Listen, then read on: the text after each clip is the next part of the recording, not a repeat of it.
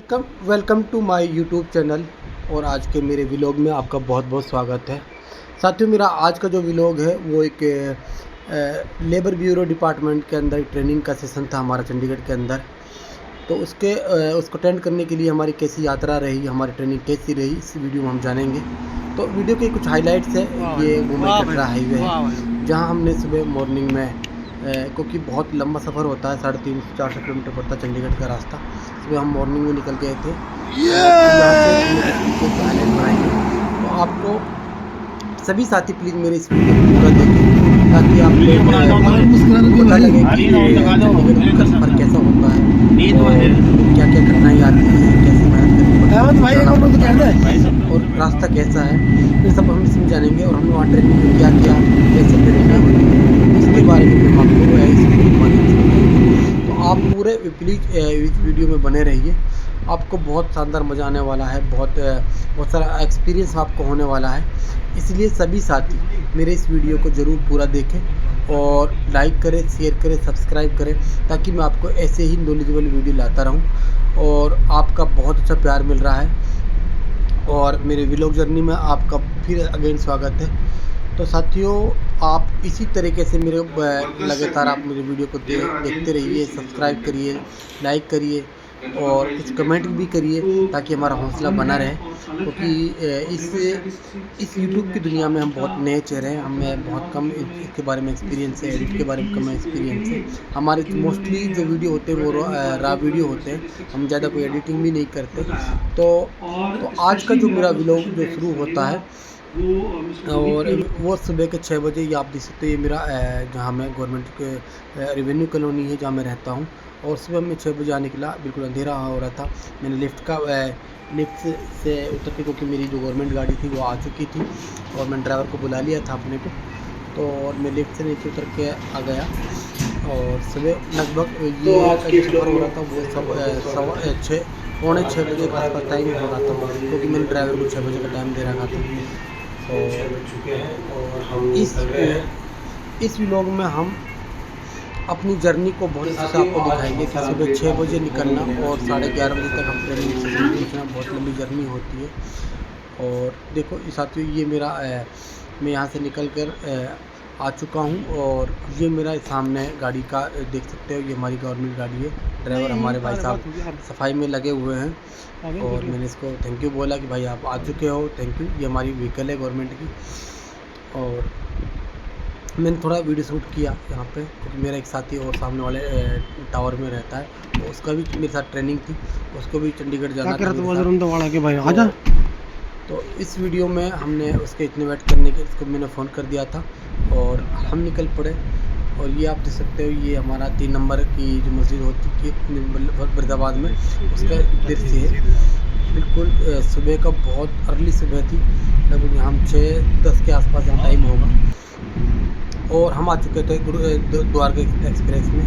ये मेट्रो, ये हमारा जो एयरपोर्ट है, एयरपोर्ट के पास बहुत सारा लंबा टनल है। ये कम से कम 8 से 10 किलोमीटर ये लंबा अंडरपास बनाया हुआ है और बहुत शानदार है। मैंने पहली बार में इस अंडरपास से निकला हूँ, क्योंकि हमने जो रूट ट्राई किया था, हमने पहले यहाँ से गुड़गांव गए, गुड़गांव से MG रोड से निकलकर हमने द्वारका महिपालपुर से पहले द्वारका एक्सप्रेस से हमने एंट्री की। और द्वारका एक्सप्रेस जो हमने प्लान बनाया था, द्वारका एक्सप्रेस से हम चढ़ेंगे दिल्ली बहादुरगढ़ रोड पे, दिल्ली बहादुरगढ़ रोड से हम आएंगे कैंपी पे, कैंपी से हम उतर के फिर हम चढ़ेंगे कटरा वाले हाईवे पे। दिल्ली जो कटरा हाईवे बनाया है, कटरा हाईवे से हम निकलेंगे फिर 152D जो नारनौल से जो अम्बाला का रास्ता है, 152D और 152 वो हमने चुनाव करा कि सीधा अम्बाला, क्योंकि जो दिल्ली से करनाल पानीपत का जो हिस्सा है कुरुक्षेत्रवाड़ा, ये हमने पहली बार में रोड पे सफ़र कर रहा था। तो हमने ये डिसाइड लिया कि हम ये, क्योंकि हमारे साथ कुछ साथी थे वो भी इसी रूट पे इन गाँव पड़ते थे, हमें सबको पिकअप करना था, तो इसलिए हमने इसी रूट को चुनाव किया। बहुत थोड़ा लंबे था लेकिन ट्रैफिक बिल्कुल बहुत कम था और मेरा पहला इस रोड पे पहला बार अनुभव रहा, बहुत ही शानदार रहा। और काफ़ी हद तक क्योंकि सबसे बड़ी बात है, चंडीगढ़ जाते वक्त आप देखोगे बहुत सारे फ्लाईओवर आते हैं, बहुत सारे ट्रैफिक जाम भी रहता है दिल्ली में, तो उससे बचाव करने के लिए हमने ये रूट का चुनाव किया। और रूट काफ़ी स्मूथली था, बहुत मतलब ट्रैफिक बिल्कुल भी ना के बराबर था। हाँ, 10 से 20 किलोमीटर का थोड़ा सा फ़र्क पड़ जाता है, लेकिन आप टाइमली वहाँ पहुँच जाते हो। और ये अंडरपास बहुत बड़ा था, बहुत ही बड़ा था। और क्योंकि मैं एडिट काफ़ी क्योंकि बहुत लंबा वीडियो बन जाता है, 52-53 मिनट का वीडियो है, तो काफ़ी एडिटिंग भी अच्छे से नहीं हो पाती वीडियो में।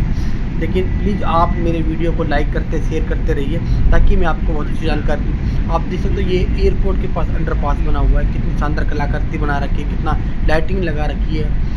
और ये हमारे इंडिया के जो रोड इंफ्रास्ट्रक्चर है वो बहुत मजबूत हो चुके हैं पिछले 15 साल में। आप देखो कितने रोड बन चुके हैं पूरे में। हरियाणा के अंदर रोडों पर जाल बिछा हुआ है, पूरे इंडिया में बिछा हुआ है, लेकिन हमारे हरियाणा बहुत आगे निकल चुका है रोडों के मामले में भी। देख सकते हो ये द्वारका एक्सप्रेस का, देखो कितना शानदार रोड बनाया है।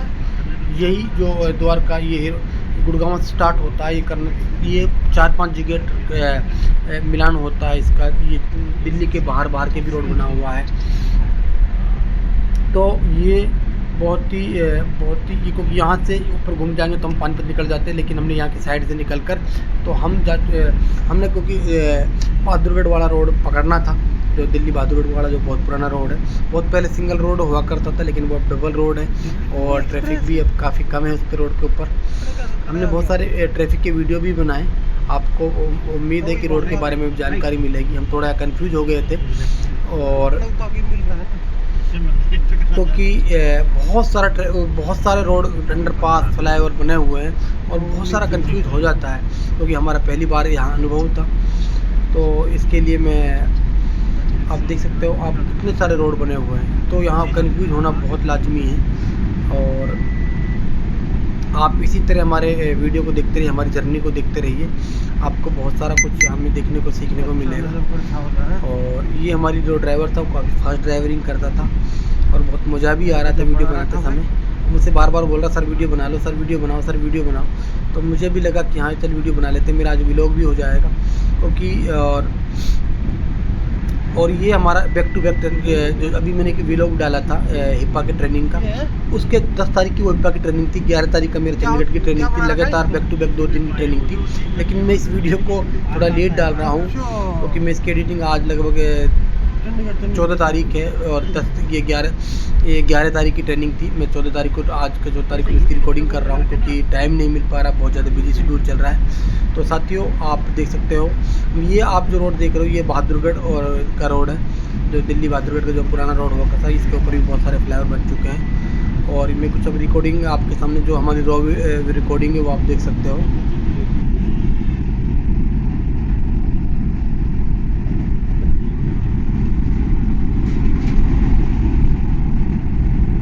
पहले ढूंढ हेड़ा के होकर निकल गए सावला होके यहाँ पुलिस वो है ना क्या सेंटर बीएसएफ का ट्रेनिंग सेंटर भी यही है, दिल्ली पुलिस का भी।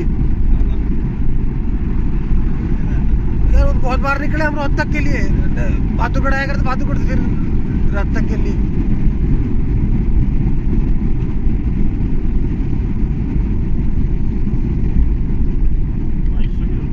नजफगढ़ ज्वाइन कर ली, बाउंसर नजर आ, बाउंसर है तो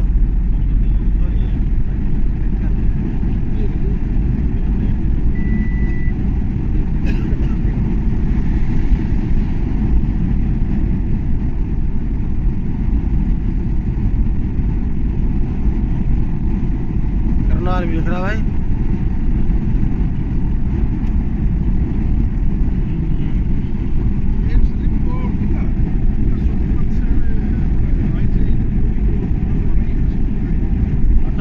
वही तो है ये,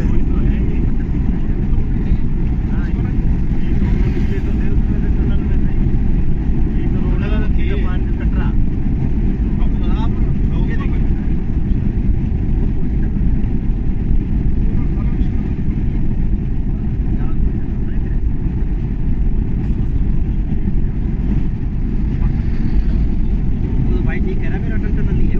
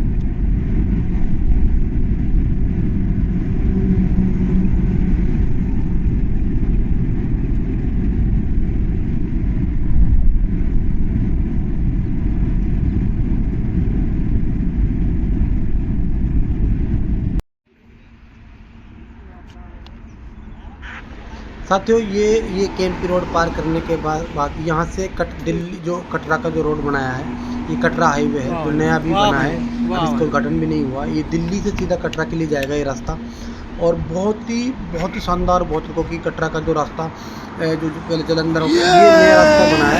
यहाँ से कम हम लगभग 6 से 7 घंटे में हम कटरा पहुँच जाएंगे। और हम यहाँ से हमारा एक गैस को बचा हुआ है, इसको हमें पिकअप करना था, क्योंकि हम आपको भाई एक बार तो कहना है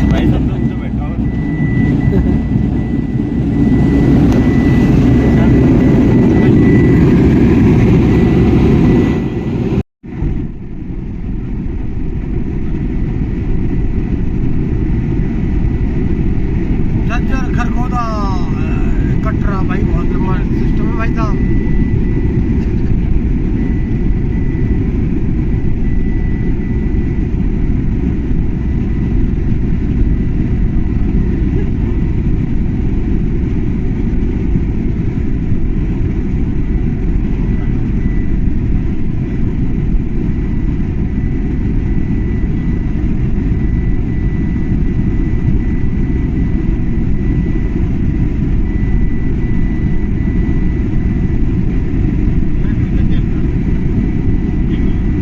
लगती रहती है सिस्टम है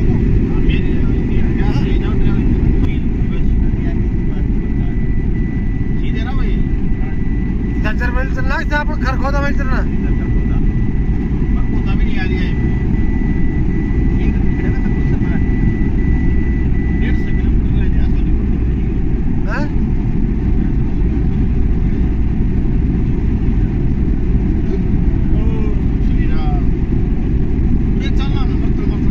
मेहरबानी है ना, खुदा की मेहरबानी तारा जंगल में कुछ ना हो या मैं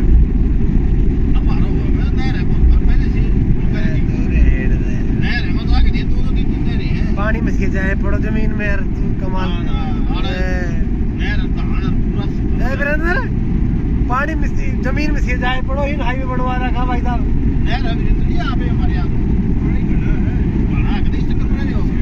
हाँ वही तो कह रहा हूँ, से जाए पड़ो भाई।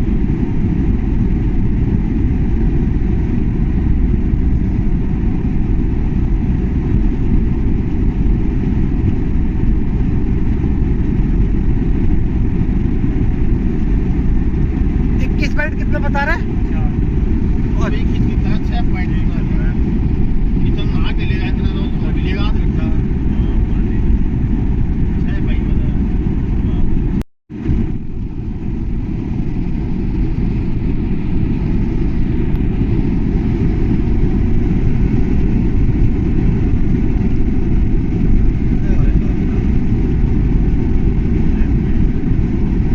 ये दो रास्ते में हैं।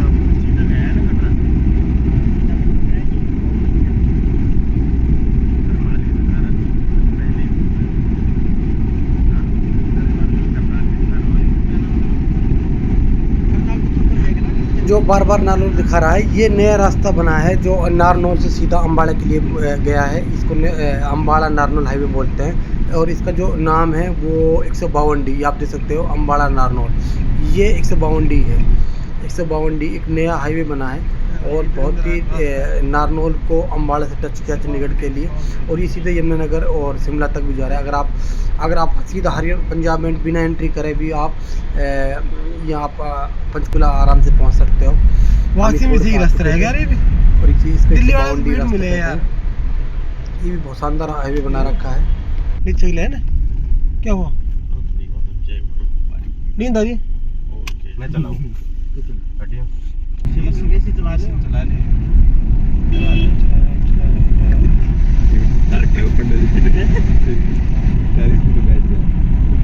तेरे नीचे ना होगी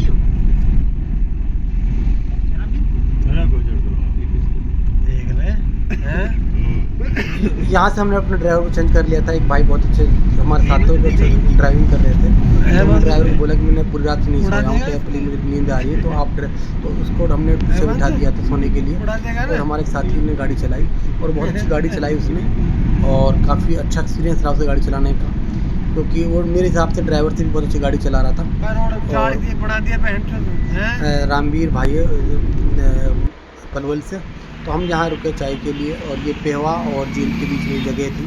बहुत अच्छा रेस्टोरेंट था यहाँ पे, चाय पी हमने यहाँ पे, थोड़ी देर हमने गपशप भी करी यहाँ पे, और उसके बाद हम निकल चुके हैं अम्बाड़े के लिए दोबारा से।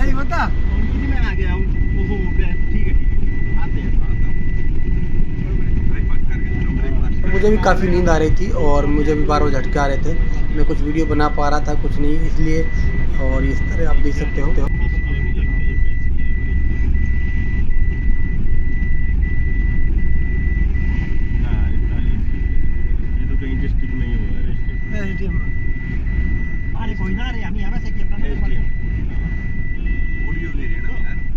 हरियाणा गुड़गांव फरीदाबाद यमुनानगर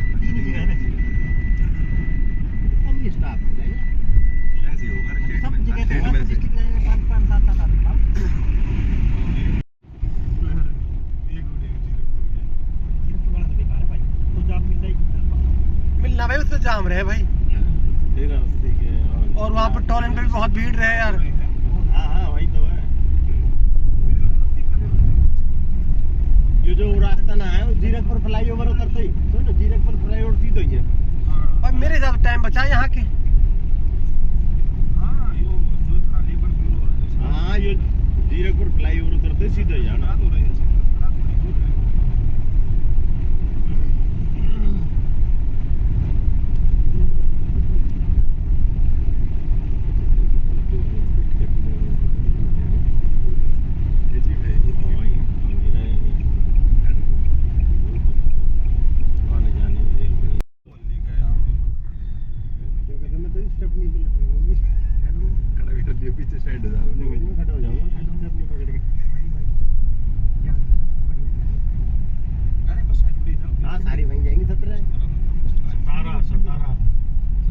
सतारा बोलना गिरा रहा है। अच्छा सतारा 34 आज आया है।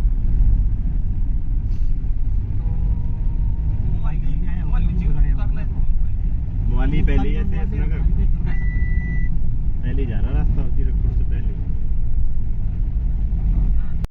मोटा छोटा बोला पूरा मोटा छोटा है वैसे मोटा छोटा ही दिख दिया। नहीं महीने गई फिर बाद में देखे छोटा था, मोटा मोटा है छोटा काट के मोटा।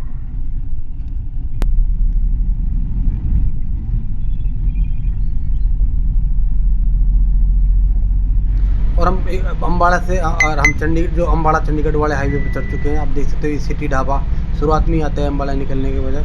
ये डेरा बस्सी के आसपास का ये इलाका है, और ये जो हाईवे है ये अम्बाड़ा टू चंडीगढ़ का जो पंचकूला चंडीगढ़ का हाईवे है। हम यहाँ एंट्री कर चुके थे, लेकिन ये थोड़ा भीड़ ज़्यादा है इसके ऊपर, तो आप देख सकते हो ये भी बहुत साफ सफाई का नज़ारा था। भीड़ कम थी क्योंकि अर्ली हम बहुत जल्दी पहुँच रहे थे। वही ब्रांड है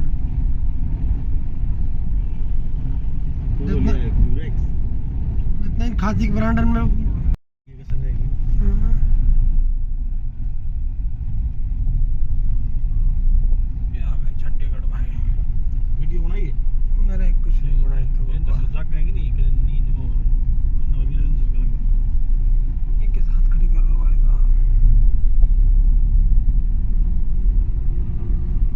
सामने देख सकते हो ये जीरकपुर स्टार्ट हो चुका है, और जीरकपुर जो कि पंजाब का इलाका है।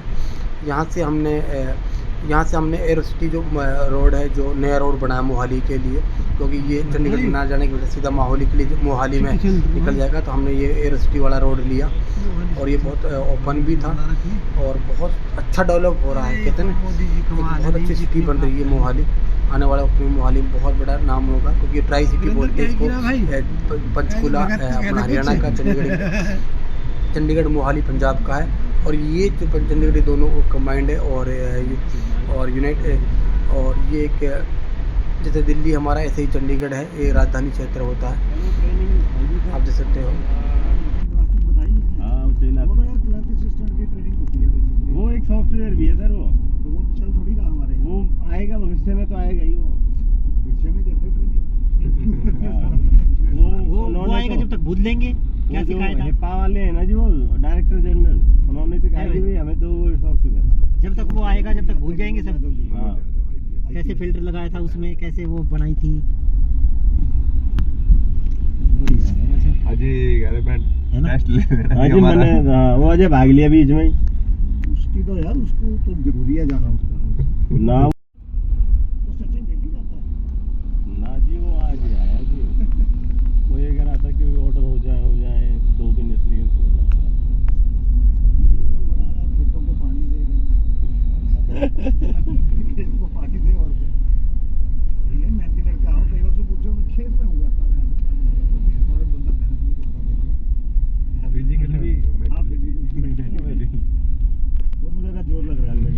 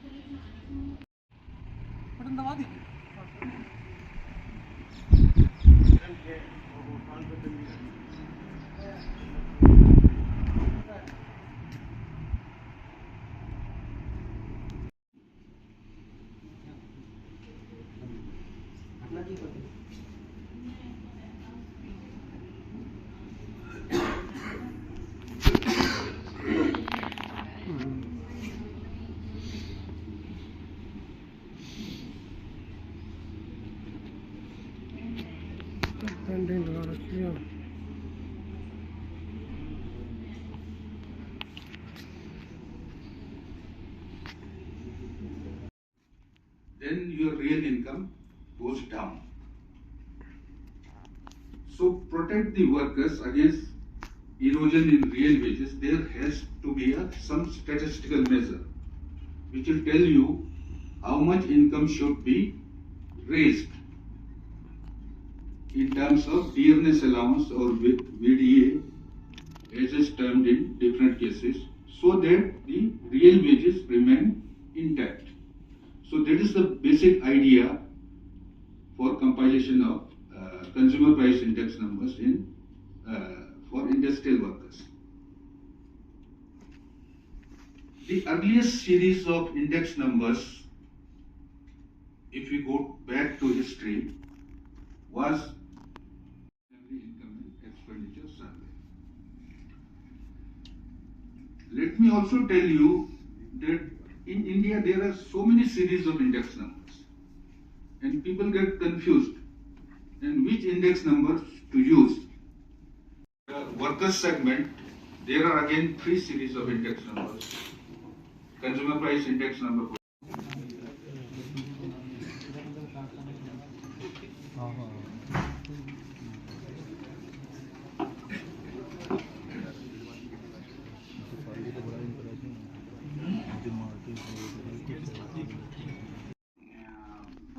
मीटिंग में चाय का टाइम हो चुका था और हमें चाय और 2 बिस्किट और एक चॉकलेट पोटैटो मिला था और मीटिंग के साथ साथ चाय का भी हमें प्रबंध था। This thing, still would like to emphasize those points, and we'll try to avoid most of the. Next करना प्लीज। अब थोड़ा सा मैं आपको बताना चाहूंगा कि जैसे सर ने बताया, मैं इस पे ज्यादा फोकस नहीं करूंगा क्योंकि डीजी सर और डीडीजी सर ने इसको कर दिया है, लेकिन मैं आप लेबर ब्यूरो में आए हो तो मैं लेबर ब्यूरो की इंपॉर्टेंस तो आपको बताऊंगा जरूर। आपको याद होगा कि पिछले साल 1-2 महीने के लिए हमारा इंडेक्स थोड़ा डिले हो गया था और हमें बहुत से फोन कॉल्स आए थे कि आप अपना लास्ट जो वर्किंग डे है उसमें क्यों इसको रिलीज नहीं करने जा रहे हो। तो उस टाइम पे हमें कम से कम 250 calls I have received at that time, और कई ऑर्गेनाइजेशन तो ये थी कि मेरे कैबिन के बाहर बैठ जाते थे कि आप बताओ हम कभी जाएंगे, नहीं तो नहीं जाएंगे। It was a very tough time for us also. But इसमें मैं बेसिकली आपको बताना चाहूंगा, जैसे मैंने शुरू में कहा था कि डीए के लिए यूज होता है, 1% बढ़ता है ना तो 3300 करोड़ पर ईयर का इम्प्लीकेशन होता है। You can imagine. अब डीए के लिए जैसे बंगाल चैम्बर्स ऑफ कॉमर्स है, इंडिया यमुना मोटर्स लिमिटेड है, हिंदुस्तान चैम्बर्स ऑफ कॉमर्स है, वो हमें इसके लिए उनकी काफी डिमांड्स आई थी। ये जस्ट एक एग्जांपल्स है, ये तो बहुत ज्यादा, लेकिन these are just small peanuts. Second है वेज नेगोशिएशन, जैसे मिल ऑनर्स एसोसिएशन मुंबई है, उन्होंने बोला हमें कॉस्ट ऑफ लिविंग एडजस्टमेंट करनी है। Ministry of information and broadcasting ने बोला कि हमें एडवर्टाइजमेंट रेट को रिवाइज करना है। लेबर कमिश्नर डीईएस ने बोला था कि हमें मिनिमम वेजेस को करना है। और आपको एक चीज मैं थोड़ी सी और बताना चाहूंगा कि इसमें एडजस्टमेंट भी करते हैं वेजेस की जो थर्ड पार्ट है। जैसे एम्बेसी ऑफ चिली ने हमें बोला था कि हमें अपने एम्प्लॉयज को इंक्रीमेंट देना है। जैसे एम्प्लॉयर फेडरेशन सदर्न इंडिया का था, उन्होंने बोला हमें पेरोल पर्पस के लिए चाहिए। और कैलकुलेशन ऑफ एयरपोर्ट अथॉरिटी ने बोला प्राइस एडजस्टमेंट के लिए। एक छोटी सी एग्जांपल दूंगा, आपको क्लियर हो जाएगा। भोपाल गैस ट्रेजेडी 1980s में हुई। सुप्रीम कोर्ट ने ये डिसीजन लिया है कि उनको जो कंपनसेशन मिलनी थी लेट हो गई थी कुछ, उनको जो कंपनसेशन देनी है आज की डेट में कैसे देनी है, उन्होंने जो वेज फिक्सेशन की थी सीपीआई आईडब्ल्यू के बेस पे की थी। आईडब्ल्यू मींस इंडस्ट्रियल वर्कर्स, ये हम ऑर्गेनाइज सेक्टर में करते हैं, 7 सेक्टर में करते हैं जो स्पेसिफाइड अंडर इंडियन एक्ट्स के अंदर स्पेसिफाइड है। Next please. अब क्वेश्चन आता है जो मैंने आपको पहले बताया था कि हम बेस को क्यों रिवाइज करते हैं। पहला है कि changing consumption pattern of target population that is industrial worker. अब मेरे को याद है कि जो पिछली सीरीज थी उसमें शायद ही मोटरसाइकिल है फॉर एग्जांपल, लेकिन आपने देखा होगा कि आज की डेट में हर एक के पास गाड़ियां हैं, ठीक है, नो डाउट इंडस्ट्रियल वर्कर जो उनका होता है, लेकिन आपने देखा होगा कि उनका भी कंजप्शन पैटर्न चेंज हुआ है। अब मैं देख रहा था कि अमृतसर की बात करता हूँ, जब मैं आई बिलोंग टू अमृतसर, तो मैंने वहाँ पे देखा कि कॉन्सेंट्रेशन बढ़ती जा रही है। जैसे इन्होंने मार्केट सभी मेरे को बताई है, फुटलीगर है, ये है, वो है, वहाँ इंडस्ट्रियल वर्कर्स हैं काफी। अब उनका मैं देखता हूँ कि जहाँ पर वो रहते हैं फॉर एग्जाम्पल, वहाँ पे डिश टीवी लगे हुए हैं कि नहीं लगे, तो हमें उनको ऐड करना पड़ेगा बेस रिविजन में, क्योंकि उनका कंसिडरेबल मंथली एक्सपेंडिचर जो है उसमें जाता है, तो कंजप्शन पैटर्न चेंज हो रहा है। मोटरसाइकिल था किसी टाइम पे, नोकिया का था फोन, आज की डेट में मेरे को नहीं लगता किसी के पास। मैंने बताया हैंडलूम में अनऑर्गेनाइज सेक्टर बहुत ज्यादा है। अब क्वेश्चन ये है कि हैंडलूम का अगर मैं ऑर्गेनाइज वाला पार्ट ले भी लेता हूं तो ऑलरेडी फैक्ट्री एक्ट में कवर हो रहे होंगे, समझिए ना, तो there is a kind of duplication है। तो इसलिए हम उसको ड्रॉप, उसमें हमने पायलट सर्वे भी करवाया था पिछली बार, यही प्रॉब्लम आई थी बेसिक। रहेगी बात कंस्ट्रक्शन सेक्टर की, कंस्ट्रक्शन सेक्टर में मान लीजिए हम 6 साल कर भी लेते हैं, कल को हमें वो मिले ही ना, वहां पे वो ड्वेलिंग्स ही ना हो। जैसे एग्जांपल की बात करता हूं, मोहाली की बात करते हैं, मोहाली में कोई बहुत बड़ा प्रोजेक्ट स्टार्ट हो गया, मेट्रो प्रोजेक्ट स्टार्ट हो गया, तो हम तब तो मैं मानता हूं मैडम कि 10 ईयर्स तक हमें वो ड्वेलिंग्स मिल जाएंगी और उनसे हमें इंफॉर्मेशन मिल जाएगी, लेकिन आफ्टर दैट तो कैजुअलिटी हो जाएगा, समझिए ना। अब क्वेश्चन आता है कि कंस्ट्रक्शन वर्कर में हम किनको कवर करें, जैसे मैम ने बताया है उसमें भी ऐसे हैं, अनऑर्गेनाइज पार्ट बहुत ज्यादा है, लेकिन हम कोशिश कर रहे हैं कि जो BSEW एक्ट के अंडर आते हैं, जैसे मैम आपने 3 डेफिनेशन बताई हैं, we are trying our best to have those people जो BSEW एक्ट के अंडर आते हैं।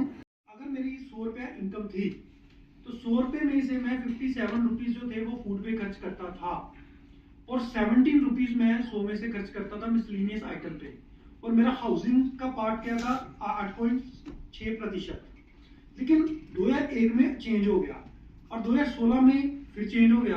अब 1982 से 2016 में क्या कंजप्शन पैटर्न चेंज हुआ है कि 57% मेरे 100 रुपये में 57% मैं फूड पे खर्च करके 39% खर्च कर रहा हूँ। जो हाउसिंग है वो मेरा 8.6 से 17.75 हो गया है, और प्रोपोर्शन 16% था मेरा मिसलिनियस में, जिसमें था एजुकेशन है, हेल्थ है, एंटरटेनमेंट है, पर्सनल केयर सर्विसेज है। उस टाइम 16% था, आज की डेट में 29% हो गया है, अराउंड 30% हो गया है। तो ये मेरा consumption pattern through out time period change हो रहा है, ठीक है। इसका मतलब ये नहीं है कि मेरा फूड पे अमाउंट कम हो रहा है, अमाउंट आपका ज्यादा ही होगा, लेकिन जो प्रोपोर्शन है ना आपकी टोटल इनकम का, वो फूड पे कम होके आपका मिसलिनियस आइटम में। और उन्होंने हमें एम्प्लॉयमेंट का डाटा दिया है, जिसके बेस पे हमने सेंटर, मैं आपको स्टेट वाइज बताऊंगा कि आपकी स्टेट में कौन कौन से सेंटर सेलेक्ट हुए हैं और कौन कौन से सेंटर सेलेक्ट, मतलब जो आपने प्रपोज किया था वो नहीं हो पाए। मोस्टली हमने एडिशन ही किया है, क्योंकि एग्जिस्टिंग सीरीज में 88 सेंटर थे और जो नई सीरीज है उसमें अभी हमारे 7 सेक्टर्स के 103 सेंटर्स हुए हैं, और वो कंस्ट्रक्शन का भी अगर हम ऐड करते हैं तो वो 120 तक चले जाएंगे इजीली। लेकिन मैंने अभी कंस्ट्रक्शन की बात नहीं की है, because that process is going on. अभी जो है, जो हमने सेंटर्स कवर कर रहे हैं 2026 के लिए, जो हमने स्टेट लेवल से कंसल्टेशन कर लिया है, और स्टेट्स ने हमें इंडोर्स भी किया है कि आप इनको कवर कर लो। तो वो मैं आपको थोड़ा सा बताऊंगा। जैसे पहले मैं अभी यहीं तक रखूंगा, आगे मेरी एक स्लाइड है जिसमें मैं बताऊंगा कि 2026 में हम कौन से कवर कर रहे हैं। मैं उत्तराखंड से स्टार्ट करता हूँ। 1982 में उनका कोई सेंटर नहीं था, 2001 में भी नहीं था, लेकिन 2016 में उधम सिंह नगर को हमने इंक्लूड किया था। चंडीगढ़ 1982 ऑनवर्ड्स हमारे साथ रहा है, 82 में भी था, 2001 में भी था, 2016 में भी था। जम्मू एंड कश्मीर में पहले श्रीनगर थे, फिर जम्मू एंड श्रीनगर हमने कंबाइंड ही लिया था जम्मू एंड श्रीनगर को, और 2016 में भी जम्मू एंड श्रीनगर को हमने किया था। अभी हमें एक रिक्वेस्ट आई हुई है जम्मू कश्मीर से कि आप जम्मू और कश्मीर को 2 सेपरेट सेंटर्स बनाओ, उस पर हमारी डिस्कशन चल रही है। नेक्स्ट, हरियाणा में 1982 में फरीदाबाद और यमुनानगर थे, 2001 की सीरीज में भी फरीदाबाद और यमुनानगर थे, 2016 में फरीदाबाद, यमुनानगर और गुरुग्राम जो नया था वो ऐड हो गया। ठीक है जी। पंजाब में हमारा 1982 में अमृतसर और लुधियाना सेंटर थे, 2001 में जलंधर सेंटर ऐड हो गया था, अमृतसर, लुधियाना एंड जलंधर, और 2016 में एक और ऐड हुआ संगरूर, अमृतसर, लुधियाना, जलंधर और संगरूर। हिमाचल प्रदेश का 1982 में कोई सेंटर नहीं था, 2001 में एक हिमाचल प्रदेश का ऐड हो गया, 2016 में भी हिमाचल है। अब हमने 2 में कर दिया है, वो मैं सब्सिक्वेंट स्लाइड्स में आपको बताऊंगा। Next please. अब मैं इनके वेट्स पे जाऊंगा। वेट्स, जैसे मैंने आपको बताया कि कंजप्शन पैटर्न कैसे चेंज हो रहा है, तो मैंने कुछ सेंटर्स लिए हैं सभी स्टेट से, ठीक है। तो उसका मैं बताऊंगा कि कैसे कैसे कंजप्शन सेंटर जो है वो चेंज हुआ है। शॉर्ट में ही मैं इसको डिस्कस करूंगा। अब आपका ये क्वेश्चन, एक आप क्वेश्चन ना होल्ड करके रखना, जब मैं आपको बताऊंगा ना 2026 में आपका ये सेंटर आया है और कौन सा ड्रॉप हुआ है, देख रहा हूँ, और जो ट्रेंड है that is the reverse trend, 39 से बड़ा है 46, और मिसलेनियस मूव हुआ है। दिस इज, आप कह सकते हो कि आउटलायर है। लुधियाना में लगभग सेम है फूड का, और मिसलेनियस का 16 से 23 हुआ है, और संगरूर नया सेंटर है, उसके ट्रेंड ऑल इंडिया लेवल के साथ अलाइन करते हैं। लेकिन आपका जो हाउसिंग का है वो लगभग सेम ही है, 18 के करीब ही है पंजाब का। Next please. ये आपका चंडीगढ़ में जो है 2001 में 43 से 39 हुआ, कम हुआ फूड का, और मिसलेनियस का 23 से 24 हुआ। उत्तराखंड नया सेंटर है, इसका भी इंडिया के साथ अलाइन करता है। उसके बाद में जम्मू कश्मीर है, उसका फूड का लगभग सेम रहा है, मिसलेनियस का काफी ज्यादा बड़ा है, और हाउसिंग का कम शो कर रहा है, दैट इज एन आउटलायर। और हिमाचल प्रदेश का जो है 40%, 1%, ये थोड़ा गलती है इसमें, क्योंकि हिमाचल 2001 में भी था। Next please. इस स्लाइड में थोड़ा गलती है। अब जो क्वेश्चन आता है वो ये है कि हमने चंडीगढ़ में इस बार 2026 में हमने स्टेट से कंसल्टेशन भी की है। अब क्वेश्चन जो मेरा आता है, मैं उससे पहले आपको बताता हूँ कि क्यों हमने इसमें ऐड किए हैं या क्यों हमने इसमें रिड्यूस किए हैं। देखो, हम ऑल इंडिया लेवल पे एम्प्लॉयमेंट लेते हैं सभी स्टेट से। हमने सभी स्टेट्स को एक प्रेस्क्राइब प्रोसीजर में मांगा कि हमें इस प्रोसीजर के हिसाब से आप हमें बताओ कि आपके इंडस्ट्रियल वर्कर डिस्ट्रिक्ट वाइज कितने हैं, और जो प्रोमिनेंट सेंटर्स हैं जिन जिन डिस्ट्रिक्ट्स में आप हमें इंफॉर्मेशन दो। We have written letters to all the principal secretaries. Principal secretaries को हमने लेटर लिखी, उन्होंने हमें एम्प्लॉयमेंट का डाटा दिया। उस एम्प्लॉयमेंट के डाटा के बेस पे हमने ऑल इंडिया की एम्प्लॉयमेंट को देखा। याद रखना, ऑल इंडिया की एम्प्लॉयमेंट को। मेरे पास है 88 सेंटर्स, इन एडिशन टू नए सेंटर ऐड हो गए 103। तो मैं जो नए सेंटर्स हैं वो भी देखूंगा कि आज की डेट में उनका इंडस्ट्रियल कंसंट्रेशन बढ़ा है कि नहीं। एक एग्जांपल देता हूं, जैसे पंजाब में हमारे पास 4 सेंटर हैं, अमृतसर, जलंधर, लुधियाना और संगरूर। अब आप देख रहे हो कि मोहाली भी एक बहुत बड़ा हब बनता जा रहा है। अब मान लीजिए कि हमें मोहाली में इंडस्ट्रियल वर्कर बहुत ज्यादा बढ़ गए हैं, तो ये भी हो सकता था कि जब हम उसका प्रपोर्शन निकालते मोहाली की एम्प्लॉयमेंट का एट ऑल इंडिया लेवल, तो मोहाली का प्रपोर्शन बढ़ जाता और संगरूर का कम हो जाता। Is it clear? तो कुछ सेंटर्स हैं जो नए आए हैं और कुछ सेंटर हैं जो ड्रॉप हो गए हैं। तो 103 सेंटर में मैं अगर आपको कहूं तो 65 सेंटर हमारे ऑल ओवर इंडिया में कॉमन है, और बाकी आपके जो भी क्वेश्चन होंगे आप नोट डाउन कर लेना। 5-7 मिनट हम डिस्कस करेंगे, फिर हम लंच करेंगे। ठीक है, मैंने आपको बताया कि कवरेज ऑफ सेंटर, ये चीज मैंने अभी कवर की है कि कुछ सेंटर्स को हम ऐड करते हैं, कुछ को हम रिटेन करते हैं और कुछ को ड्रॉप करते हैं। वो मैंने प्रोसीजर आपको बताया है। It is based on the employment data provided by the state government. Second है कवरेज ऑफ सेक्टर। हमने 7 सेक्टर लेने हैं, कि हमने कंस्ट्रक्टिव भी लेना है कि हैंडलूम लेना है, ये हमारी डिस्कशन चल रही है। तीसरा ये है कि हमने working class family income expenditure सर्वे को कैसे लेना है। हम पहले क्या करते थे कि हम एनएसएस से करवाते थे, ठीक है, लेकिन वो हमें अभी टाइम स्लॉट्स हमने रिक्वेस्ट मांगा है कि आप हमें बताओ। उसके लिए हमें स्टेट गवर्नमेंट की काफी ज्यादा हेल्प की जरूरत पड़ेगी, क्योंकि जब बाउंड्रीज फिक्स होती हैं, अगर हम खुद करते हैं तो उसके लिए बाउंड्रीज फिक्स होती हैं जहां की इंडस्ट्रियल वर्कर की कॉन्सेंट्रेशन सबसे ज्यादा होती है। और जब प्राइस कलेक्शन मशीनरी हम फिक्स करते हैं तो उस टाइम पे भी हमें पता होना चाहिए कि यहाँ कॉन्सेंट्रेशन ऑफ वर्कर्स बहुत ज्यादा है।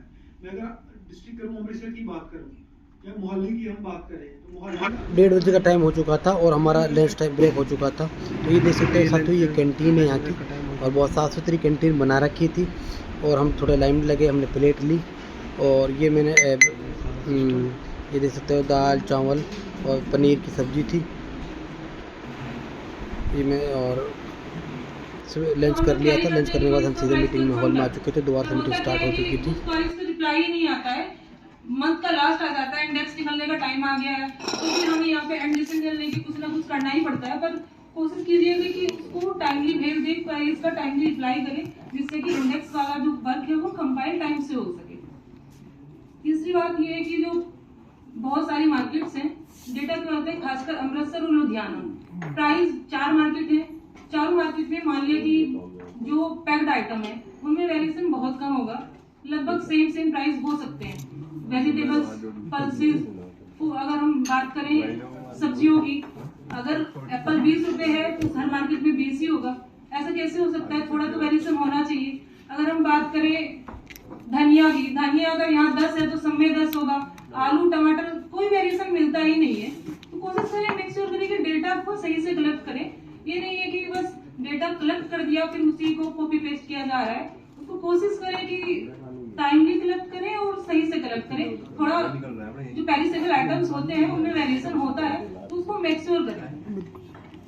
और कभी कभी ऐसा होता है कि जो मंथली आइटम्स होते हैं, जो पैक्ड आइटम होते हैं, उनमें वेरिएशन काफी ज्यादा हो जाता है। जैसे कि मान लिया कि अगर साल्ट है, साल्ट एक में 28 आ रहा है, एक में 24 आ रहा है, तो मान लिया पुराना पैकेट है, तो अगर पुराना पैकेट है तो उस पे जो स्पेसिफिकेशन लिखा हुआ है उसको साइड में मेंशन करना जरूरी है। उसमें बड़ा कंफ्यूजन होगा, फिर क्वेरीज लगाएंगे, फिर वो क्वेरीज या तो डिले आएगी या टाइमली नहीं आएगी, फिर हमें पता चलेगा उधर से इंडेक्स निकल गया है, उधर से टाइमली आ रहा है कि वो तो एक पुराना पैकेट था। मुझे फिर चाय और का फिर टी ब्रेक फिर हो चुका था और चाय ये मेरे चाय के साथ साथ ये 2 चीज़ें मिली थी और मैंने बैठे बिना चाय से पहले ये खा लिए थे। चाय के साथ अच्छा नहीं होता, तो बैठे हम मीटिंग लेते रहे। और जैसे कि अगर हम चाय पत्ती की बात करें, अगर 3 मार्केट है, एक में चाय पत्ती 110 रुपया है तो एक में 135 रुपया है, तो इतना वेरिएशन पैकेट आइटम में नहीं आता। 2-4 रुपए का आ जाता है कि किसी शॉपकीपर ने 2 रुपए कम दे दी, किसी ने 2 रुपए ज्यादा दे दी, पर 10-15 रुपया, 20 रुपया, 40 रुपया इतना पैक्ड आइटम में डिफरेंस नहीं आता है। तो मेक श्योर करें उसको। अगर आपको ये तो आप वहीं पे देख के पता कर सकते हैं, या जो भी पीएस है, जो भी सुपरवाइजर कर रहे हैं डाटा को, वो देख रहे हैं, एक बार उनको देख के चेक करके ही भेजें कि इतना वेरिएशन नहीं होता। उस वेरिएशन को एक बार इंटर मार्केट वेरिएशन जो है वो एक बार चेक कर ले। मेक श्योर करें कि ये सब चीजें ना हो, जिससे कि हमारा जो इंडेक्स है वो टाइमली कंपाइल हो जाए। दूसरी बात ये है कि आईआर जो होती है, आईआर को पीसीपीएस कोई फॉलो नहीं करते हैं। इसकी वजह से तो बहुत ज्यादा ही दिक्कतें आती हैं। आईआर भेजी जाती है, उधर से फरवरी में भेजी गई, मार्च में जो डेटा आएगा वो एज इट इज शेड्यूल भेज दिया जाएगा, उसमें आईआर का कोई अपडेशन ही नहीं होता है। तो वो बहुत जरूरी है कि इस चीज को तो मेक श्योर कर ले कि अगर आईआर आई है, लगी है, तो अगले महीने जो भी मंथली आइटम्स हैं या जो भी आइटम्स हैं उनको एकदम अपडेट करके शेड्यूल को तब भेजें। और जैसे कि सर ने बताया, जीएसटी स्पेसिफिकेशन के अकॉर्डिंग स्पेसिफिकेशन कम कर देते हैं, क्वांटिटी कम कर देते हैं, प्राइस सेम ही रहता है। तो इन चीजों को या तो साइड में मेंशन कर दें कि हमारा स्पेसिफिकेशन कम हो गया है, क्वांटिटी हमने ज्यादा ले ली है, या I think these issues have been raised. I think आप सेक्टर स्पेसिफिक जो इश्यूज है ना वो बताओ, फिर सही रहेगा। We are running already half hour. ये centre specific okay please tell. Sir जैसे उधम सिंह नगर की अगर बात करें तो वहाँ ऑप्टेक काफी डिले होती है।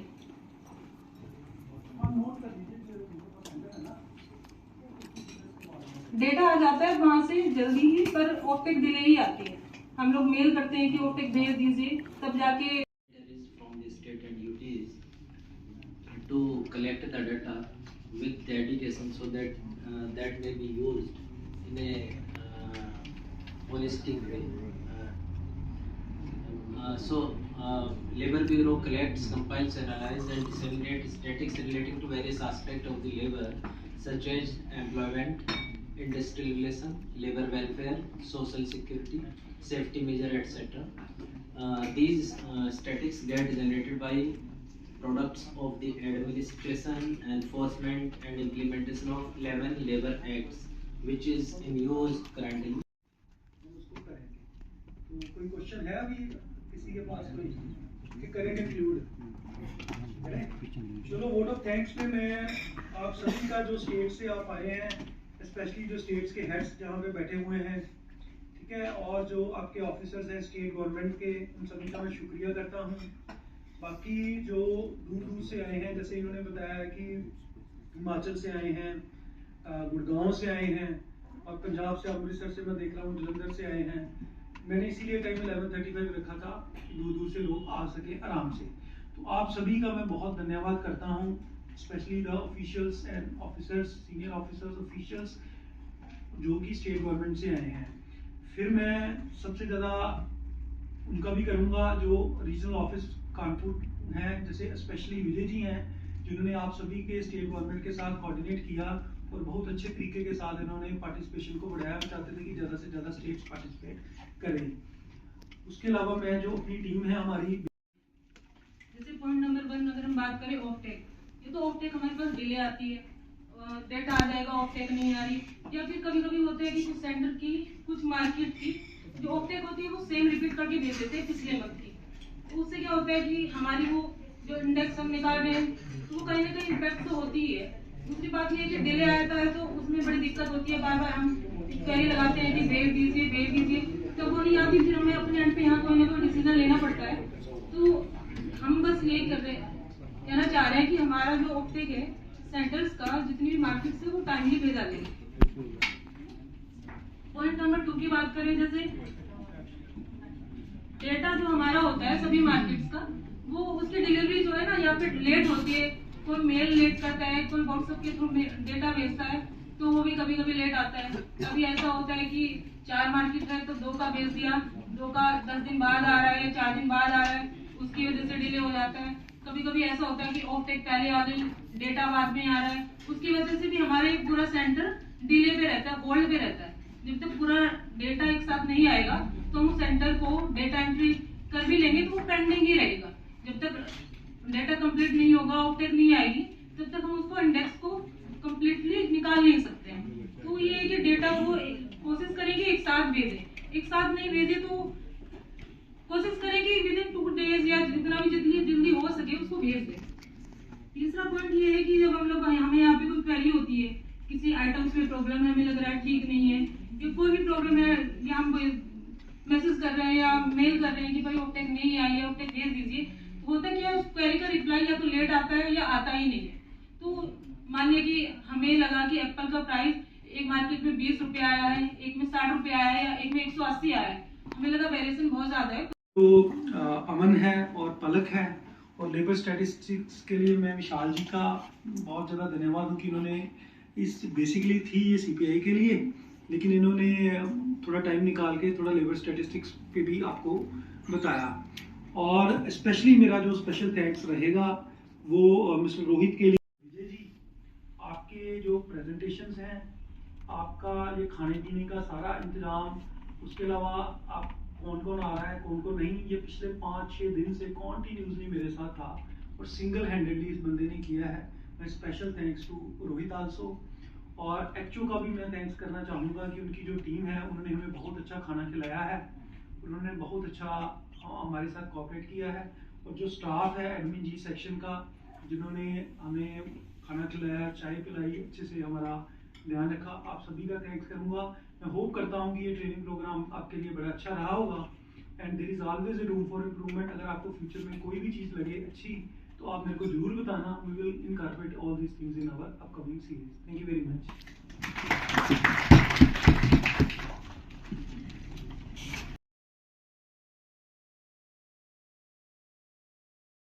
मीटिंग के दौरान हमने कुछ फ़ोटो लिए। मेरी टीम के सारे साथी बैठे हैं, कुछ पलवल से, कुछ फरीदाबाद से, कुछ गुड़गांव से।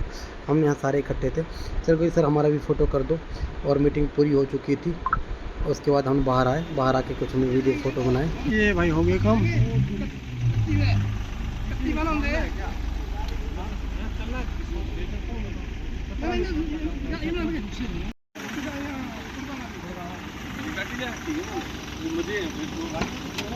मैं सुनो, मैं पीछे बैठ जाऊँ, कोई बात ना। पीछे बैठ जाए, सचिन आ जाओ, सचिन बताओ कहाँ साहब आगे बैठो, सचिन आओ। सचिन कहाँ आएगा? बैठो वाले भी छोड़ में जाते हैं? नहीं, आप मैं आगे बैठूंगा तो साहब। मीटिंग पूरी हो चुकी थी और मीटिंग पूरी करने के बाद हमारे सर आगे बैठ गए थे और मुझे पीछे बैठना पड़ा। और क्योंकि सर तो मोहाली में उतरने वाले थे, सर का 10 किलोमीटर आगे गांव घर था, तो सर को ड्रॉप करने के पश्चात हमने फिर मैं पीछे बैठ गया, तो पीछे से कुछ मैंने पीछे खिड़की से कुछ वीडियो बनाए। और क्योंकि मीटिंग लगभग 4:15 बज चुके थे हम वहाँ से निकलते वक्त। और रात के अब देखते कितने बजे हम घर पहुँचते हैं। और ये वीडियो हमारा लगातार हम निकल चुके थे, मैं आगे आ चुका था सर को ड्रॉप करने के लिए। ये हमारे कुछ वापसी के भी मैंने कुछ क्लिप पे ली। क्या हाल है? बैठा है हेमंत ज्यादा खाली चक्कर तो ये 4 रसगुल्ला न खा गई। 4 नहीं को बच गया। हमारा थोड़ा बैठे बैठे दिक्कत होने लगी थी, तो हमने सोचा थोड़ा पिज्जा जो हमने बनवाया। अब पीछे पिज्जा है बहुत शानदार भाई बंटा और अंदर जो सब्जी था तो हमने बंटा किया। और बाकी लोगों ने दिल्ली को यूज़ किया, तो पूरे सारे लोग तो वहाँ से पहली बार स्टार्ट करी। तो कुछ वीडियो बना आप देख सकते हो।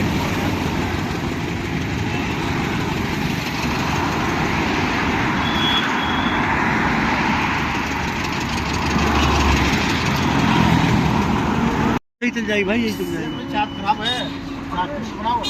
हैं? चाट तो नहीं खराब हो रही है जी। भाई साहब। हाँ ठीक है बिल्कुल। वाइपर लगवा लो। ठीक है भाई, ठीक है ओके। और 5 मिनट खराब करोगे वो आगे मार देगा कोई। ठीक है कुछ होगा। चलो। अरे चलो भाई, तैयार हो? यार भाई खुला मैं रेडी रहा। आगे भाई पर ले गए। ये रखना है, ये मार देता। ये कौन मार रहा भाई पर ने यार? सारा करवा देंगे। लेट नाइट हो चुकी थी और हम लगभग ये कुछ रास्ते के मैंने कुछ छोटी छोटी क्लिपें बनाई थी। और वो भी ये 152 का ही रोड है वापसी का। वापसी भी हम इसी रोड से आए, आप देख सकते हैं साथियों, क्योंकि बहुत लंबा वीडियो बनी हो गया है। और हम बहुत बुरी तरह से थक चुके थे, क्योंकि जो महिंद्रा बोलेरो होती है सरकारी, इसकी सीटें बड़ी कंफर्ट नहीं होती, जिसकी वजह से बैठे बैठे बहुत थक गए थे। और वहाँ भी जाके मीटिंग में जाके भी बैठे गए, वहाँ भी बैठे रहे, तो बहुत ज़्यादा थकावट हो चुकी थी।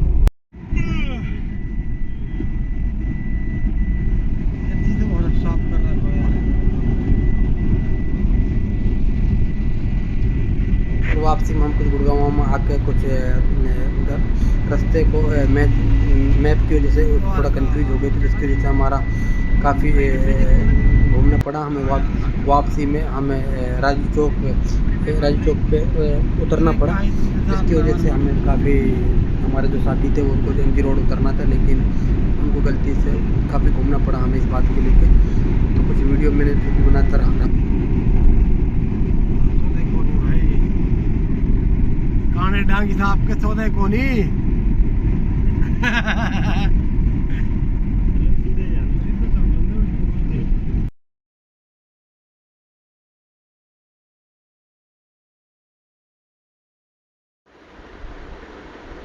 अगर आप रात के 11:30 पहुँचे, अगर मेरे वीडियो आपको अच्छे लगे लाइक करें, शेयर करें, सब्सक्राइब करें और प्लीज़ हो सके तो सब्सक्राइब करें, लाइक कमेंट ज़रूर करते जाइए ताकि मैं आपको इस वीडियो और बनाता रहूं।